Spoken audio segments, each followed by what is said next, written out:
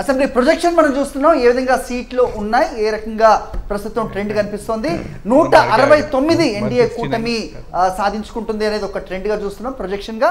అలాగే మహాగఠబంధన్ 69 స్థానాలు చెప్తోంది. ఎగ్జిట్ పోల్స్ చాలా మటుకు కూడా 70 నుంచి 90, 80 అని చెప్పారు. సో 70 స్థానాలకి దగ్గరగా కాంగ్రెస్, అదే మహాగఠబంధన్ 69 స్థానాలుగా చూస్తున్నాం. ఇక జేఎస్పీ జనసురాజ్ పార్టీ ప్రశాంత్ కిషోర్ 3 స్థానాలు. నిజంగా ఆయన చెప్పినట్టుగానే మేము వస్తే మెజారిటీ మొత్తం అధికారాన్ని మేము చేపడతాం, లేదంటే కనుక 0 అని చెప్పారు. దానికి మెరుగ్గానే 3 స్థానాలు. అదర్స్ అంటే ఇక ఎంఐఎం అనుకోవచ్చా, మరి మిగతా పార్టీలో చూడాలి. రైట్, ప్రస్తుతానికి ప్రొజెక్షన్ ఒక రకమైన ప్రొజెక్షన్ కనిపిస్తుంది. 243 స్థానాలకి ఎన్డీఏ కూటమి 172.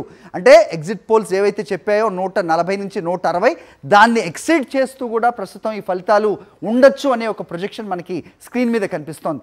243 స్థానాలకి 173 స్థానాలతో థంపింగ్ మెజారిటీతో అసెంబ్లీలోకి మళ్ళీ అడుగు పెట్టబోతోంది అనేది ఒక ప్రొజెక్షన్గా కనిపిస్తోంది. ఇక మహాగఠబంధన్ 65 నుంచి 69, 70 స్థానాలకు మాత్రమే పరిమితం అవ్వబోతోంది అని చెప్తుంది. అయితే ఈ 65 స్థానాల్లో దాదాపు 15 స్థానాల్లో కాంగ్రెస్ ఆధిక్యంలో ఉన్నట్టుగా, 14 మాత్రం ఆర్జేడీ అని చెప్తూ ఉన్న సిచ్యువేషన్ మనకు కనిపిస్తోంది. జేఎస్పీ చూస్తే 3 స్థానాలు మాత్రమే వాళ్ళు సాధించుకోవచ్చు అనేది ఒక అంచనాగా, ఒక ప్రొజెక్షన్గా మనకు కనిపిస్తున్న సిచ్యువేషన్.